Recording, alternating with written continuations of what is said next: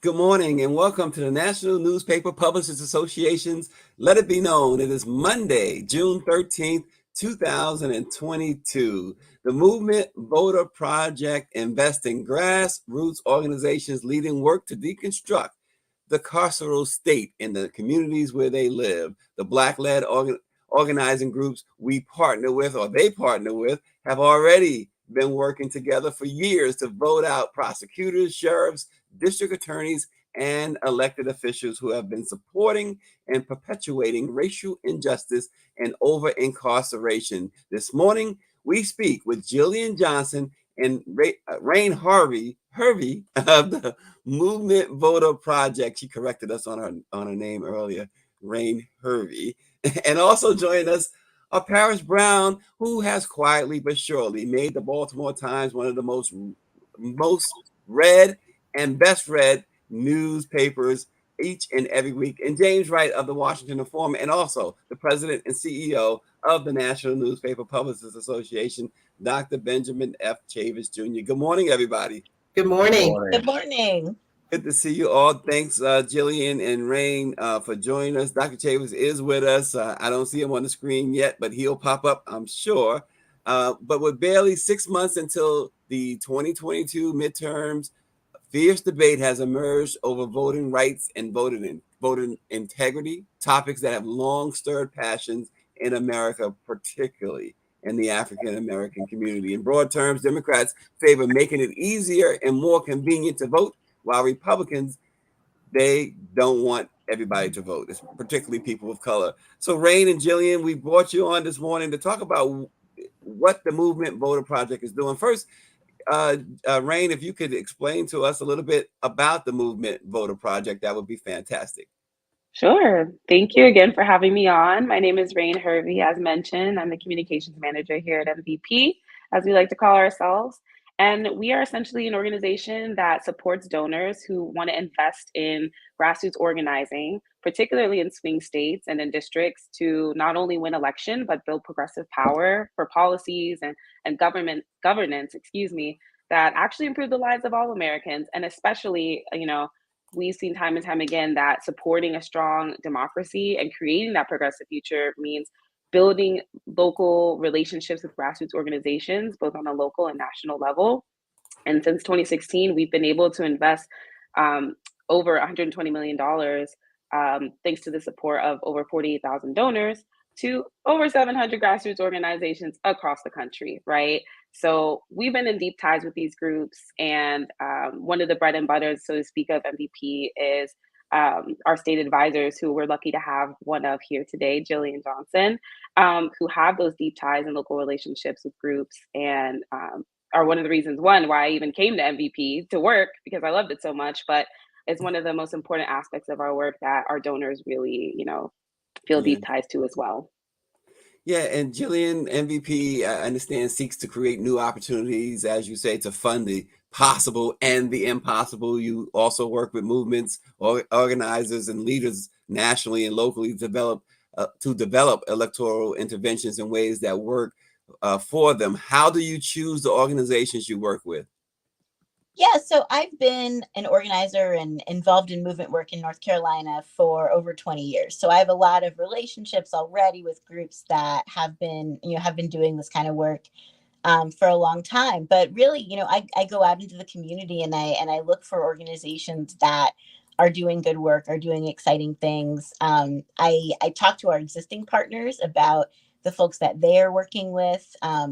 Groups that might be smaller or less well known, or working in a particular area that we don't know about yet. And so our partners do a lot of referrals for me, which is so helpful, just to learn about other groups that are happening, that other groups that are doing great work in the state.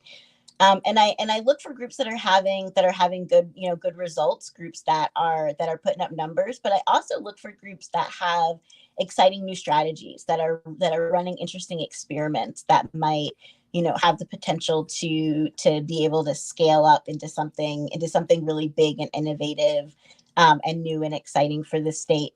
And I'm really interested in groups that are focused in our communities and Black communities, and in other communities of color, that don't usually get the kind of investments that that other groups do, and in groups that are in parts of the state that are more neglected.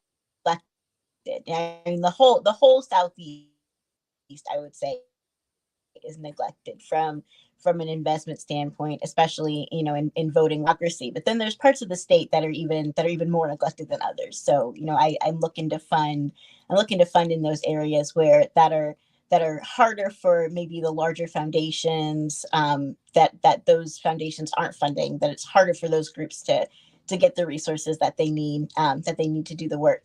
Because sometimes you have a small group, you know, that hasn't really been successful yet, but it's because they haven't had any investment. It's because they haven't had the opportunity to really show what they can do. And so MVP is the kind of flexible funder that can give groups that opportunity to really, you know, to really shine and to really make a difference in their community. Yeah, and one of the great things about the Black press is not only do we have journalists with us this morning, but the president always has questions too. Let's bring on the president of the National Newspaper Publicists Association, Dr. Chavis. I'm sure you have a thought or two you'd like to share with our guests. Well, thank you very much. I want to salute the work of the Movement Voter Project, MVP. Got a great name, and I'm sure. You know, Jillian, there are 100 counties in North Carolina. I know North Carolina very well. And you just had I spoke there on Friday and on Saturday virtually for the Triangle, all those counties in the Triangle, Raleigh. But you're right. There are a lot of grassroots organizing. The key to movement, as C.T. Vivian used to define, a movement is people moving, people activated, people being amplified. And certainly the greatest form of community organizers, grassroots organizing. And we tie grassroots organizers to getting out to vote, to registering to vote. It's so important.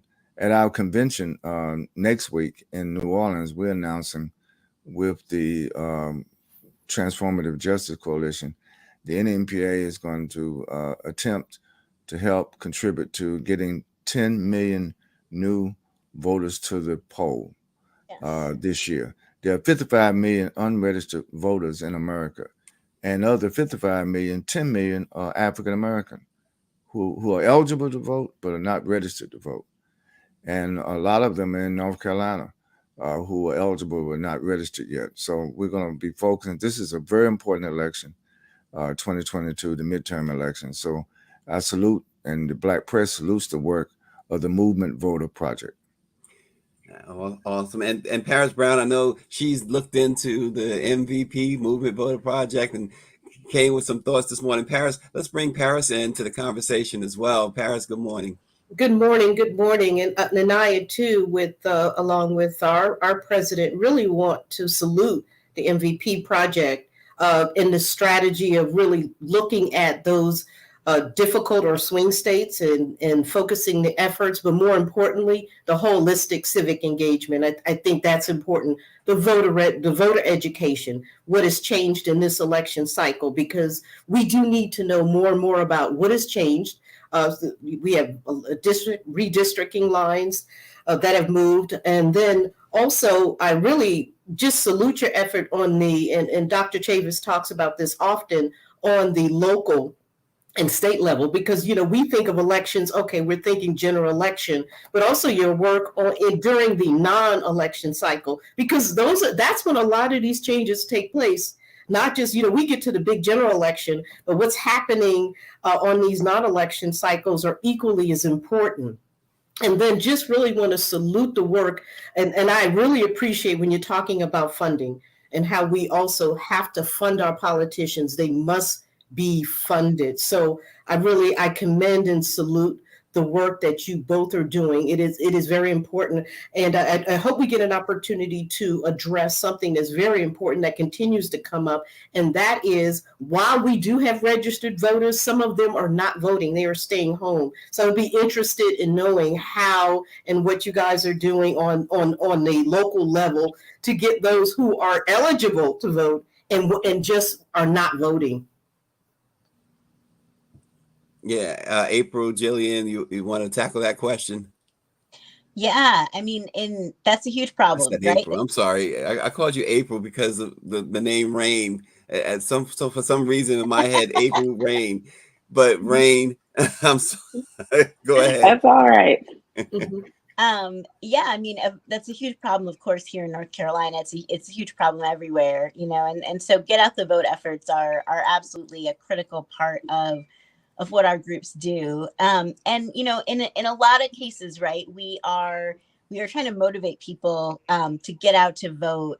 And the best way to do that is to have the folks in their own communities, who really know the folks who have been out there working with them day after day. There's this big problem of groups coming in, only showing up at election time, and asking people to take action, to vote, to care about these candidates, and they haven't been in the community, in between. They haven't been paying any attention to what's going on in these folks' lives. It's just they show up at election day, and it feels transactional, right? And so I think what's really unique about our model and about our groups is that they're in the community every single day.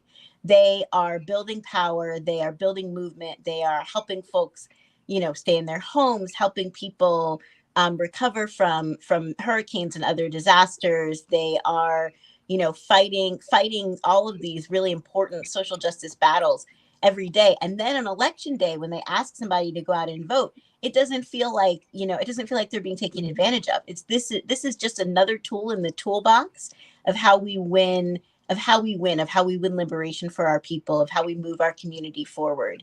And so that, I think, is so much more motivating than just some outside group going and knocking on doors telling people to vote. It's people that you trust, it's people that are in your own community, and it's people who have your back because they've been there for you, because they're there for you every day, not just when they want something from you. And so I think that our strategy is really critical in overcoming voter apathy, and really getting people to see voting as an important part, not the only part, but as an important part of democracy. Yeah, and well, let me bring in James Wright before I ask the next question. Let him ask a question. James, go ahead, James. Good morning. Good morning. I'd like to marry what Paris and what Dr. Chavis talked about. Dr. Chavis talked about the research triangle, and Paris talked about work outside of the election cycle. And Jillian, my question is this: the Raleigh-Durham Chapel Hill area was one of the fastest growing in the country. Sure is. How do you get people to register to vote in that particular area? And is that a swing area in North Carolina, the Raleigh-Durham area? Most of Raleigh-Durham is blue. There are a couple of swing districts in kind of like North Raleigh, and little parts of Wake County on the state side. But yeah, I mean, we are one of the fastest growing regions in the country, and the way that impacts our work the most, I think, is housing instability. That folks are moving around quite a bit, especially renters. People are being displaced from communities in Durham and in Raleigh. And and so, of course, right, it's hard to organize people when first of all, when they're dealing with those kinds of issues in their lives, when there's so much instability, but also just the transient, the transience is hard when your voter rolls aren't accurate, when you're knocking on somebody's door and they don't live there anymore, when you're trying to educate people on their right to vote, and they need to register at their new address before they can vote, and trying to make sure people know, okay, well, if you have a new address, you have to go to early voting, and you can do same day registration and update your address, but on election day you can't. And the rules in North Carolina are always changing. It is an intentional attempt to sow confusion by, there's always a court case that we're waiting for, for the outcome of. Our filing was delayed this year because of an ongoing court battle around districting, and it's really confusing for voters. People don't know, like, do I need an ID to vote? Do I not need an ID? If I If I have a previous conviction, am I allowed to vote? And yes, in North Carolina, once you've completed your period of supervision, you are allowed to register and vote. But people think because they've ever had a conviction, they can't vote. And so there's all of these, sort of subtle misinformation that's used to disenfranchise people. And so a huge part of our work is educating people on their rights and on the, on the real situation that's going on. Well, and along those lines too, Jillian, you got Pamela Smith and other women of color being sentenced to prison for voting because they didn't know they were ineligible to vote. So there's a lot of education there. I'm sure that you guys are doing. Rain Harvey, how confident are you that Black voices will be heard at the polls? So much talk about the disappointment that some African Americans are feeling with the Democratic Party, whom they supported in droves in 2020. But how confident are you that that Black voice will be heard come the midterm? So I definitely hear you on that. As we were saying earlier, a lot of folks are not only being registered, but the biggest challenge is actually getting them to the poll and having that motivation for folks to feel like their voices will make a difference. One of the biggest case studies that we have was in Georgia, right, in 2020, when we saw folks rushing and driving to, make sure that the Senate race was in our favor, right, in the Georgia runoffs. And so we had this sort of spirit of abundance that we were really focused on for not only our donors, but for our groups as well. And we saw the power of moving money and drastically investing in and trusting in local leadership that helped us get us over the line, right? And so our key strategy, particularly for the midterms, includes investing early and investing big in groups, and particularly for Black, Indigenous, people of color, and for young people. The state of the country right now can be pretty despairing. I know we were talking behind the scenes, and as Jillian noted, we can acknowledge that things are hard right now, that things are scary right now, but we can't fall into sort of this fatalistic mentality to where we end up shutting down, freezing up, or where we, aren't engaging the folks who can actually make a difference. So on my end, from the communication standpoint, one of the key things that I've been seeing is digital tactics and online organizing play a huge role, particularly since COVID, right?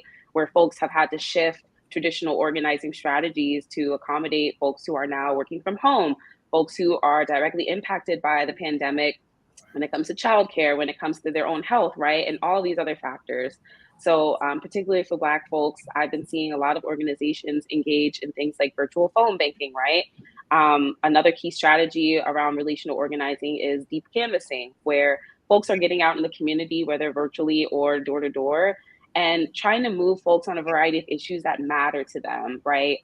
They're making calls, they're making texts, they're door knocking and engaging folks on issues that, for example, maybe on a scale they were, a 1 or a 2, and now they're being moved up to a 3 or 4 or 5 on the scale of persuasion and where they stand on issues. And that can be a motivating tool, right, to get folks to take action later in the year when elections come up. And then again, the point is that they're doing this work early on. They're not just popping up, come September or August and saying, hey, look at us, we're here. Like, can we talk to you about these issues? They've been doing this work year round, and they will continue to be doing this work. And that's what stands out, particularly about MVP groups, as Jillian noted, right? So that's some of the confidence that I'm seeing on the communication standpoint, particularly, as I said, around, the pandemic shifting the way that we do organizing in general. And Jillian, I don't know if you have anything specific to say about the way that your groups are engaging Black voters, but that's some of the really powerful work that I've been seeing. Yeah, it's pretty awesome. I'm going to go back to Paris Brown. Paris, go ahead, Paris. Oh, you see, does it look like I have a question? I'm really curious, and I know we had this conversation previously, because you have these older established organizations like, for me, Greater Baltimore Urban League, I sit on their board. So you have these already national established entities. So I'm curious as to how you're partnering with the NAACPs, and because it sounds like we have, this group. A lot of engagement in the younger voters, and I think that's super exciting because they're socially engaged. and educated about what's happening, and very vocal about what they don't like and what they would like to see. I think most importantly, holding our politicians accountable for what they say during the election cycle and holding them to that expectation when they're elected. So just wondering how you're partnering also with that to ensure that we have no gaps, that we just collectively come to the polls as African Americans.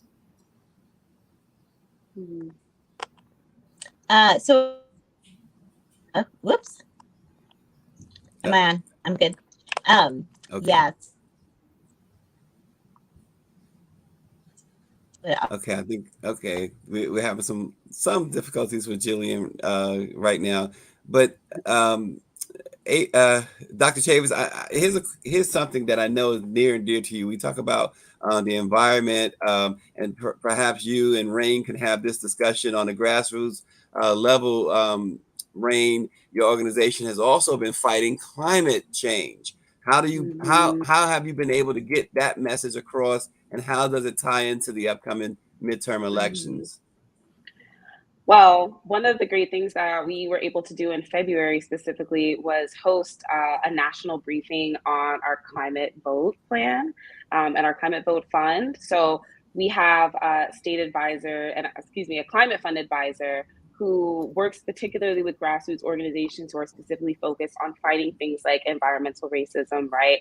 Who are focused on, in green energy, particularly along like the Green New Deal and other forms of climate infrastructure that is so important. And, a common misconception, particularly about Black folks, is that Black folks don't care about climate change, which is simply not true, right? We know that Black and Indigenous folks in particular, and working class folks, are those most directly impacted by climate change and are so deeply tied to making a difference to not only impact their lives, but the lives of their community and the health of their communities. So in that briefing, we had groups from Arizona, New Mexico, and again, we partner with many groups as a part of the fund, but these groups are focused in communities who, again, are highly impacted by climate change and the climate crisis, but who are fighting to hold politicians accountable, who are fighting for alternatives and green energy. And, again, there's sort of this mentality that, can be kind of devastating for young people, feeling like their voices don't matter or feeling as though they're not going to make a difference. But we see that they are the ones really driving this work and driving the importance of climate change. And, particularly in the midterms and even beyond, they're still going to be doing this work. They're still going to be fighting to improve the lives and the health of themselves, their families, and their communities. Yeah, and I know again that's as I said at the top, climate change, the environment, environmental justice, environmental racism, something as Dr. Chavis has been at the forefront for decades. I don't know if we lost Dr. Chavis here. There he is. Doc, I know you wanted to jump in. I'm sure you'd like to jump in on the environmental aspect of this. Well, I agree with Rain and Jillian that all of these issues are interconnected. I think that a lot of times when communities of color are challenged, people, come at them from one angle rather than coming from all angles. And I agree that voting is something that has to be emphasized every day, not just right before the election, not just in midterms. People worried about 2024. Well, what happens in 2022 is going to set the stage for 2024. If everybody viewed the January the 6th hearings that are now being made public, it shows you that voting has consequences, and climate change is on the ballot. Environmental justice is on the ballot. Healthcare is on the ballot. Education for our kids is on the ballot. Police brutality is on the ballot. Stopping white supremacist violence against our communities is on the ballot. So we have more than a plethora of issues that should encourage our people to vote. But at the end of the day, it does require an investing in the organizing. And the organizing has to be ongoing. This coming Saturday, I'm going to be with Reverend Barber. He's had this Poor People's Campaign March on Washington on the 8th. We just had the March for Our Lives, where young people tired of all this violence in the schools. That just happened over this past weekend. So there's a lot of activity at the national level, at the regional level, at the local level. But the most important, I believe, is at that local level. Every precinct, every community. And you're right when Jillian mentioned about the transitory, there are a lot of people because of gentrification are being displaced. But even when you're displaced, it doesn't displace your right to vote. You can still have the right to vote, and we have to make sure that we continue to educate and motivate intergenerationally. Every single vote is going to count, but it's not going to count unless we vote. So we have to at the end of the day get that vote out. I'm so proud of what happened in Georgia, as was mentioned earlier in 2020. People did not expect that massive turnout, and particularly in those rural counties in Georgia, would normally don't get a lot of attention. And that's why even in my home state of North Carolina, we're getting all 100 counties from the mountains to the Outer Banks mobilized, not just your traditional urban areas, but all those other areas where there are votes. Even in the primary elections in many states, we saw these elections are very close, very, very close. And so every vote counts, and we look forward to working with the Movement Voter Project and all of those groups out here who are trying to mobilize. The Black press is so key, Stacey. We have to make sure, and I'm glad you're having this program, that we consistently remind people and amplify the voices of people who are getting out to vote. It's so important. Yeah, and Rain and Jillian, I think Jillian is back with us, but James Wright did have a question about young people. James? Yes, I'm gonna take advantage of Paris's city, Baltimore, and they elected Brandon Scott mayor of Baltimore in the primary. He ran against Sheila Dixon, a very well-established Black politician in Baltimore, but Brandon Scott, who was the council president, won that race, and he now serves as the mayor of Baltimore. My point is that one of the reasons Brandon won is because he really motivated young people, particularly African-American young people in Baltimore City, in West Baltimore, South Baltimore, to vote for him. Will it take a Brandon Scott effort and a Brandon Scott figure to get young Black people out to the polls to vote this year?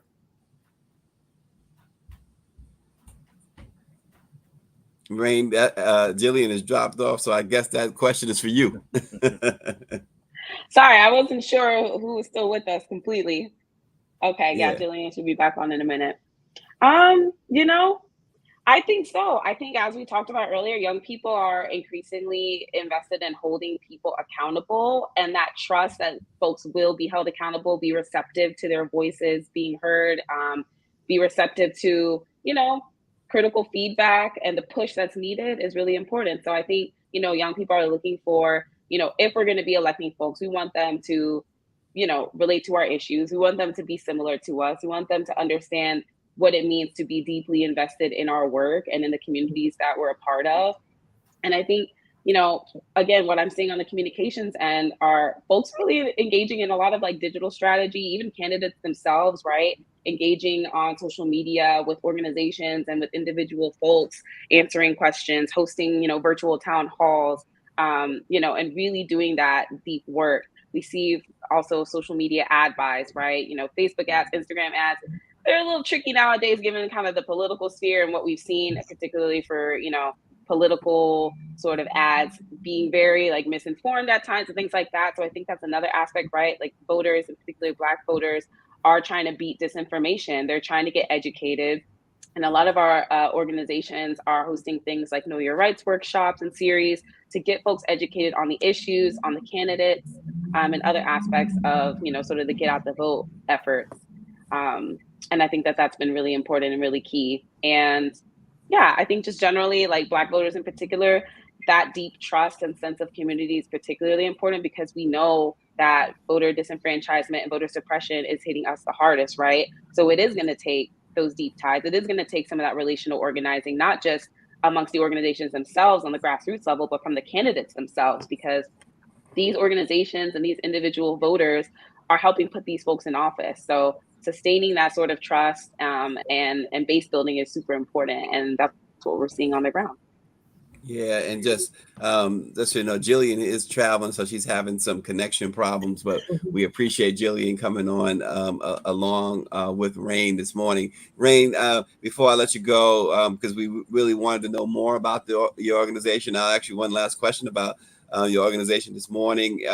Among other things, you look to move valuable resources to underserved and impacted communities. How is that done, Rain? So in terms of the overarching strategy of how MVP, supports grassroots organizing, we have a multi sort of pronged approach. So we provide direct support. So that includes our dollars and grants, connecting donors with each other. So some of our donors host virtual events or in-person house parties, and other things like that to collaborate and be in community with each other, providing tech tools. We have a capacity building program, which is also one of the really important aspects of MVP that I think helps us stand out from many other organizations that are funding grassroots groups. So providing those needs assessment of groups, providing consultants around things like digital security, communications, healing justice, and a variety of other areas, and providing training year round and capacity support for those organizations.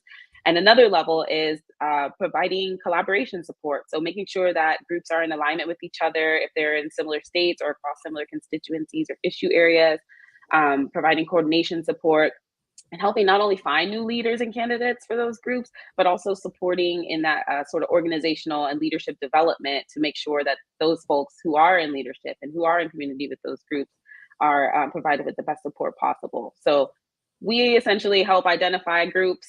We have those state advisors who are in deep relationship with those folks. And we're also working directly with groups to make sure that there's collaboration and coalition building. And really the donors who are excited about the work of our groups and who are looking to invest in these groups are able to allocate their donations, big and small, right, of all levels, to, maybe they want to specifically focus on our Black-led organizing fund, where they really want to, invest their dollars and money into the Black-led organizing efforts that our groups are in, or whether that's climate, right? So we can sort of support and kind of custom make and tailor, giving plans and things like that to support folks who really want to allocate their dollars and their investments in really strategic ways. So we do a lot. You do a lot. You definitely do. Rain Harvey with the Movement Voter Project. Rain, stick around for a few minutes after we sign off. Just want to be able to have you just talk with our journalists just a little bit further. But don't forget, Dr. Chavis, of course, the NMPA's annual conference is coming up just next week. We only got a week left. It'll be in New Orleans. Go to the NMPA-events.com to register and join us for the 195th anniversary celebration conference of the Black Press of America. We have so many great things that are going to go on in New Orleans. There'll be a discussion on topics that directly impact Black America. For instance, there is the Black Press and the Antidote to Racism in America panel, which will be presented by Dr. David Childs, professor of Black Studies and Education and History at Northern Kentucky University, with NMPA correspondents Rashonda Tate Billingsley, managing editor of the Defender Network, and Assad Walker, the social justice journalist and associate editor at the Defender Network. So join us in New Orleans next week, beginning the 22nd. Thanks for joining Let It Be Known, and we will see you with another great program tomorrow.